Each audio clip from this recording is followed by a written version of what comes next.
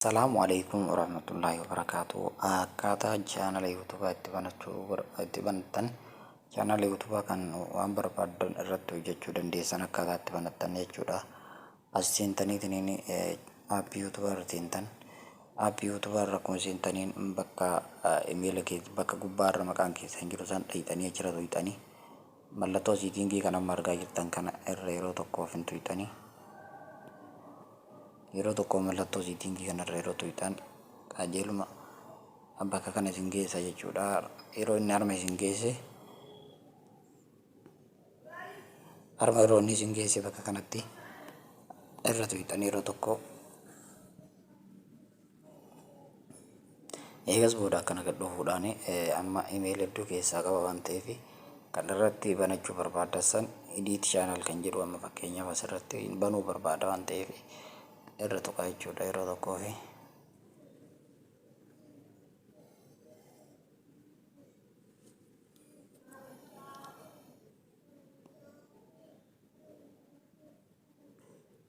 eegas booda haala kanaan erga inni isinii dhufeen booda kan irratti banuu barbaaddan san irra tuqxanii jechuudha. Amma kan jalqabaa kanarratti jechuudha kan irra tuquu barbaade ifamooti ta'ee dogongoraa kan irratti tuquu barbaade kan irratti banuu barbaade kana waan ta'eef chaanalicha kanarra tuqee akkuma kanarra tuqeen gara nana geessaa jechuudha.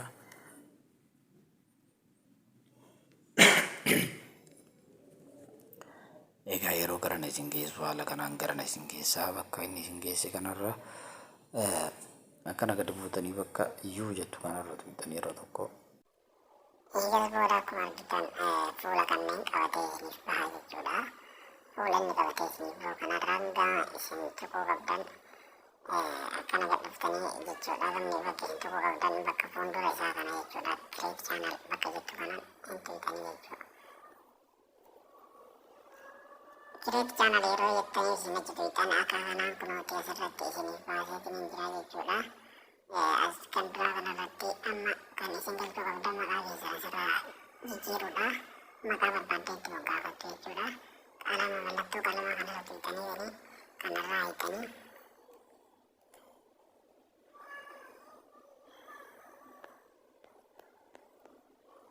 eegas booda gubbaarra seefii hin jira seef ka jedhu san tuqxanii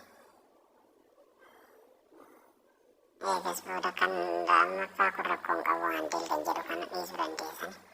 As booda bakka kanatti amma footoo keessan kan barbaaddan galfattu. Fakkeenyaaf kan amma as keessaa kan chaanalaaf ta'u calliseetumamee footoo tokko fidaa dhufu. Footoo kana eegas booda haala kanaan qabdanii teessisuudhaan haala kanaan as dhuftanii irratti galchitu jechuudha.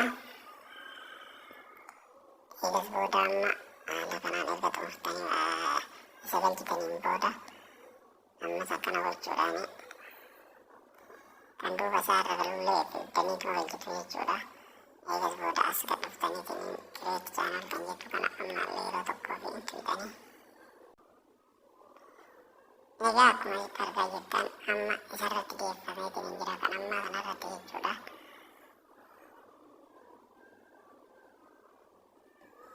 Akkuma asitti argitan waan haaraa ta'ee fi viidiyoo kamiyyuu irratti hin maxxansine haala kanaan kunuuti asirratti jechuudha. Haala kanaan gartee kana qabatee isiniif baha ammas mallattoo qalamaa kana tuquun barbaaddate deemu.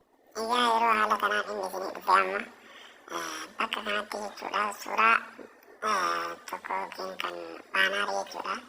Kan baanaarii fiddanii isa hojjetan baanaarii akkamitti akka hojjetan booda kan waliin ilaallu ta'a. Baanaarii akkamitti akka hojjetan waliin ilaallaa baanaarii irra hojjetu irra tuqxanii eegas booda akkana gad dhufuudhaan choice from your photo kan jedhu kanarra yeroo tokkoof hin tuqxanii eegas booda footoo tokko asirraa kan barbaaddan fiddanii dhuftanii jechuudha. Kan amma tokko akkanumaan qabadhee haa dhufu maaliif jennaanii agarsiisumaaf waan ta'eef jechaadha. Amma kun fotoon kun amma hin taane jechuudha amma kun.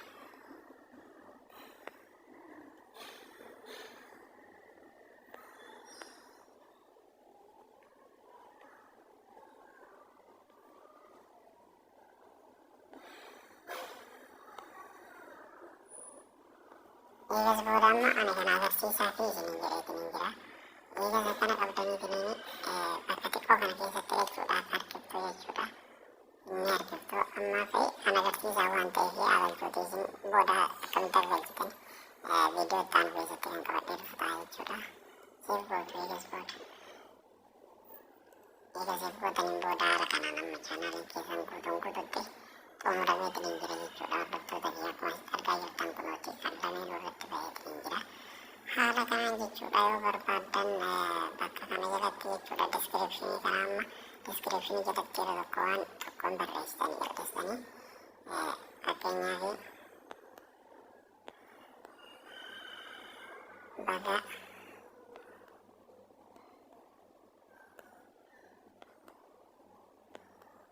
baga nagaan kan eegas booda eegaa akkas hojjetaniin booda akkana barsiisanii ammallee asittillee yoo barbaaddan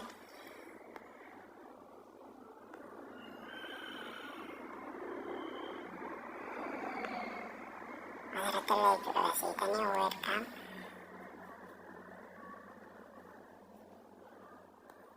haala kanaan barreessu jechuudha. Eegas booda seefiin gubbaa isaa irra jira asitanii amma guututti xumurameetiniin jira jechuudha. Kun akkanumatti haa ta'u xumuramee jira amma guututti amma viidiyoo maxxansuu qofaadha jechuudha. Duuba deemnee ilaalla yeroo tokko.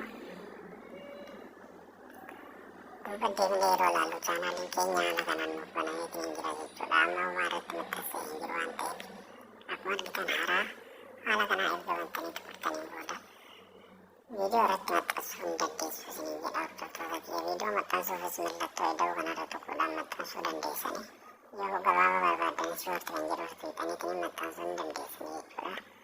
Viidiyoo maxxansuudhaaf fakkeenyaaf amma an maxxansuu hin barbaadu upload viidiyoo kan jedhuun jira. Isa keessa seenuudhaan haala kanaan viidiyoolee maxxansuu barbaaddan irra buutaniitiin dhuftanii eegas booda haala kanaan nuti